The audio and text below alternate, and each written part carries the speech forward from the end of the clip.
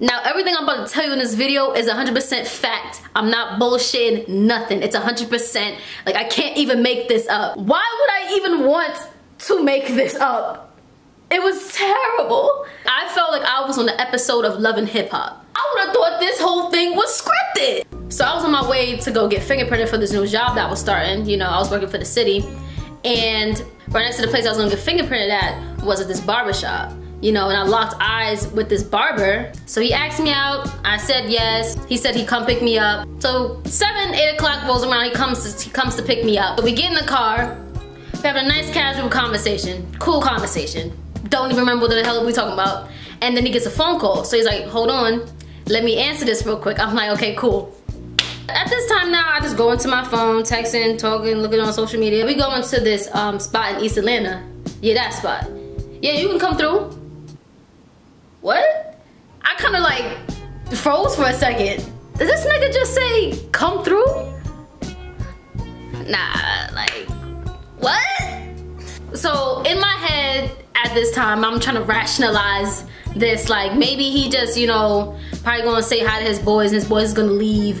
And it'd be like, you know, whatever. Maybe it's just like a high and by thing. Who brings a friend on a date? Like, duh. As he pulls in, there's a car waiting.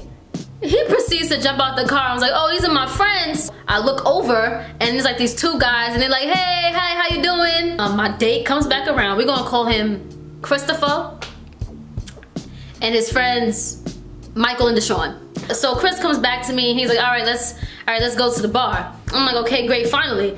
And as we're walking, his friends are right behind us. And I'm like, are they coming with us? Did this nigga just turn this into a group date? I was just so thrown off that I didn't have a reaction. Like, you ever been puzzled so much, like you just kind of pause? Like, that's what happened. Like, I just paused, like, and you know, and then we all make it to the freaking bar. While we're at the bar, I made damn sure Chris bought me mad drinks because at this point I'm irritated and I can't do nothing about it. Mike and Deshaun, they were pretty nice, you know, we were all drinking, laughing, dancing. I ain't gonna front, like, I'm a dancing ass nigga. I was one of those kids who learned old Michael Jackson dance videos. I learned Thriller, Remember the Time. I learned Missy Elliott's music videos, Get Your Freak On, Gossip Folks, Lose Control. I was that nigga who learned all the dance moves and you got served.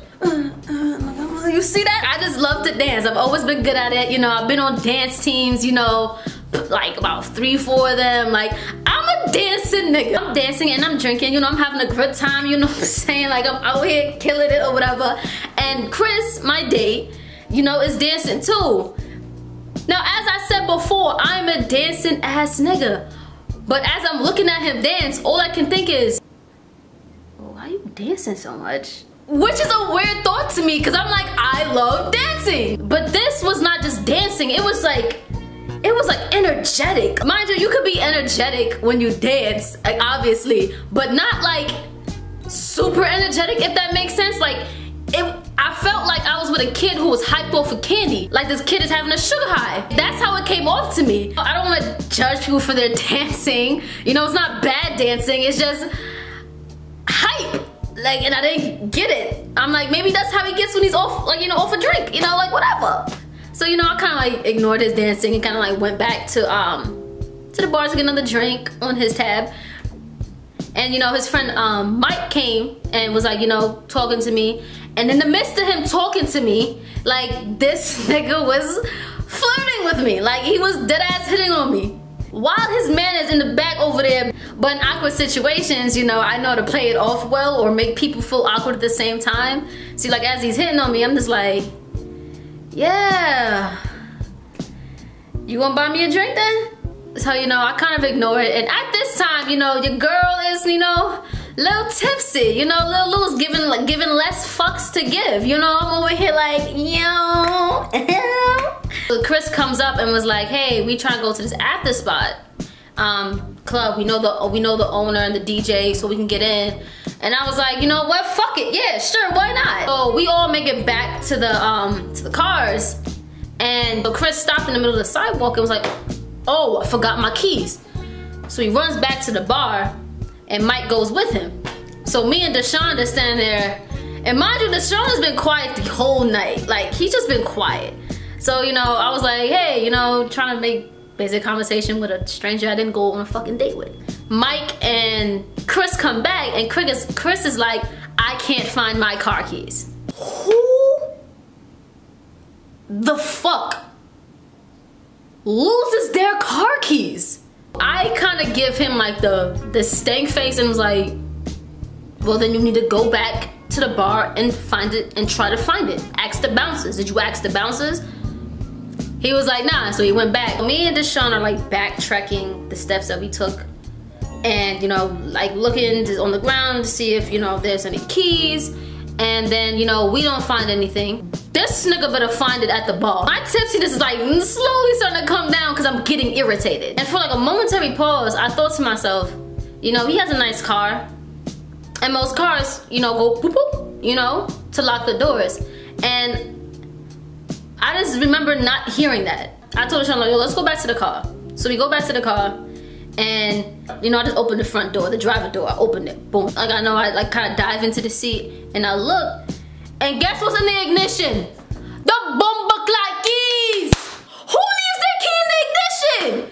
Mike and Chris come back, and I just had the keys dangling in my hand, like, and he was like, oh, ha ha ha, my bad. At this point, I should have known that he should have just took me home. I just didn't like to say no and be like a party pooper, so I continued on through the night. I mean, now a bitch knows how to say no, like, and like, I'm going home. Like, a bitch knows how to say that now, but like back then I didn't feel comfortable, and you know, I kind of felt a little pressured because all his friends like, yeah, now we go to the after spot, it's gonna be fun. Like, I didn't want to be a party pooper. So now we get to this after spot area, and you know, we get in easy, and once again, this Chris is just dancing a lot, and it's not bad dancing, it's just hype, like super hype. Take my drink and I step back a little bit, and I'm just looking at him, right? And then I see Mike look at me.